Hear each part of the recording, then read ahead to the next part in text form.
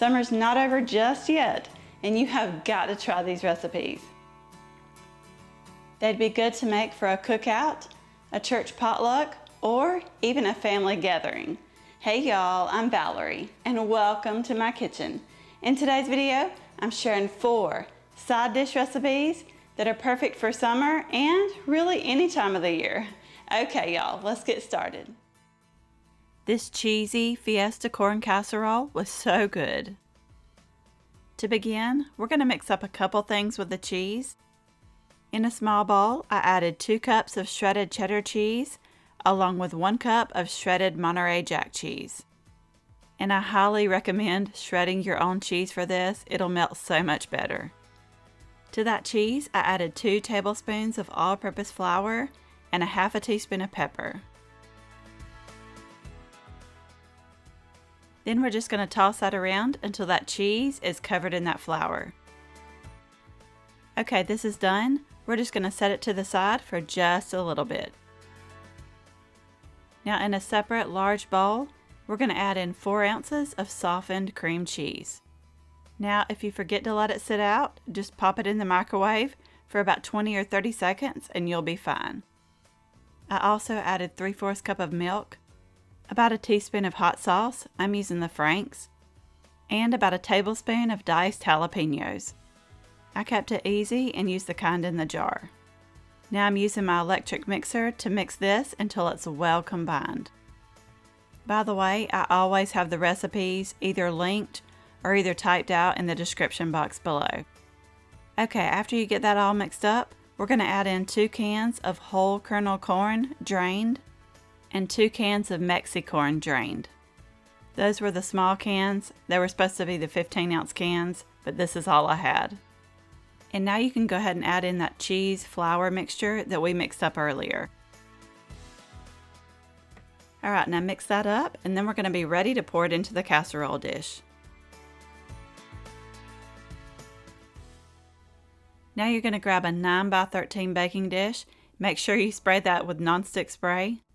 And it looks like I'm forgetting to do that a lot here lately. Here I'm just pouring in that cheesy corn mixture. Then you're going to spread it out into an even layer. Do y'all love corn? I do. But you know, we don't really eat it that often. So what is your favorite vegetable? And you know I gotta get it all. I don't like to waste anything. Now the recipe says to cover this. You can if you want, but I did not. I baked it at 350 for 35 minutes. You want that cheese to be completely melted and that top will start to get a little golden brown. And if you want, you can top this with some chopped green onions. I just used a tiny little bit because I was saving the rest for another recipe. Y'all, this was delicious. If you don't like heat, you can leave out the jalapenos and it'll still be so good.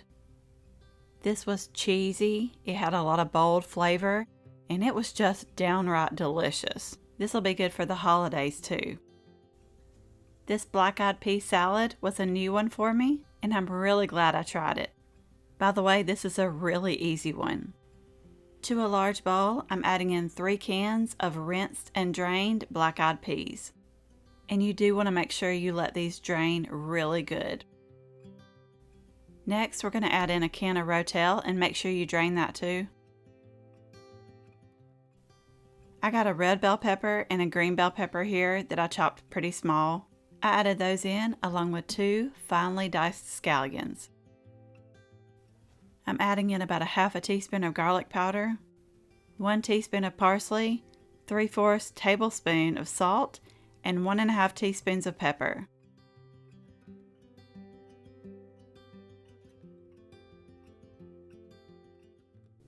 Now I'm adding in half a cup of olive oil, 1/4 cup of apple cider vinegar, and 1/4 cup of rice wine vinegar. Just stir that up and toss it around until it's all mixed together. I'm going to cover this and let it chill until I'm ready to serve it. You could make this a few hours before, or you could even make it the day before. This was amazing. I love black-eyed peas, but I've never had it like this. I usually have my black-eyed peas with a big old scoop of mayonnaise. Not gonna lie, I added a little scoop of mayonnaise to this. but it's also delicious just like it is. This is something I'll definitely be making again. This tortellini pasta salad, y'all, is gonna knock your socks off. I'm starting out by bowling up a 19-ounce bag of frozen cheese tortellini according to the directions on the back of the bag, and it only takes 3 minutes. When it's done, I'm gonna drain it, rinse it in cold water, and let it be chilling until I'm ready to use it. Now over in a large skillet, I sliced up a 14-ounce package of smoked sausage. The recipe did not say to do this, but I wanted to brown it up a little bit, and I'm so glad I did. You don't have to cook it too long, just get a little color on it. Now we're going to take it over to the counter and let it cool, then we can put this pasta salad together. You'll need a large bowl, that way you can get in there and really mix it up good. I'm adding in half a cup of sour cream, along with half a cup of Duke's mayonnaise, and if you feel like you need to add a little more of that when it's done, you can. I eyeballed this, but I did a couple tablespoons of honey. It don't make it sweet, it's just adding to the flavor here. Now you're going to add a little salt and pepper to taste. And you can always go back at the end and add a little more if you need to. We're going to give this a little mix and then we can add in the rest.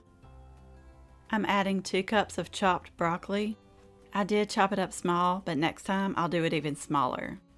I also added 1 cup of shredded red cabbage.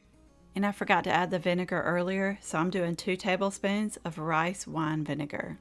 Next, you're going to add 1 cup of cooked and crumbled bacon, followed by 1½ cups of shredded cheddar cheese. This is why you want to make sure that tortellini and sausage cools before you add it in, that way it don't melt the cheese. Now here's the cooked, drained, and cooled tortellini and that smoked sausage. By the way, if you're new, I would really love to have you here. Go ahead and hit that subscribe button down below. That way you get notified of all my future videos. And I'm telling you, you do not want to miss the ones I've got coming. Okay, back to this pasta salad.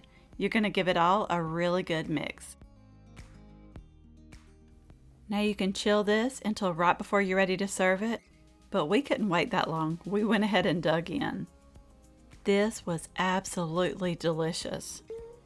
I love pasta salad, but that smoked sausage and that tortellini just took this to a whole new level.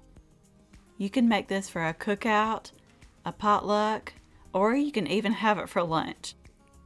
In fact, my husband took the leftovers to work with him to have for lunch the next day. Oh, and I do want to mention, you could always trade out that smoked sausage for diced ham, grilled chicken, or even pepperoni. We loved this one. This creamy cucumber salad is definitely one you have to try. I'm going to start out by making the creamy dressing. In a large bowl, I added half a cup of sour cream. We're also going to add half a tablespoon of lemon juice, followed by half a teaspoon of minced garlic. And don't skip out on this next ingredient. You're going to add 1 tablespoon of finely chopped dill, and also half a teaspoon of salt and a little bit of black pepper. Then we're going to give it a good mix. Now for the most important ingredient, I've got 1½ pounds of sliced English cucumbers. Oh, and I did peel my cucumbers.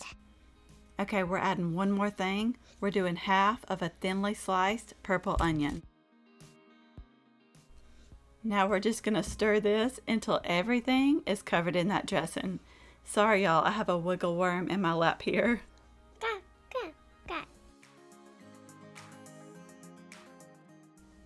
This turned out absolutely delicious. And definitely, if you like cucumbers, you have got to try it. Now the recipe did say you could add 1 or 2 tablespoons of mayonnaise to this. That'll make it a little more creamier, but we liked it just like it was. I'll make it again and I will not change a thing.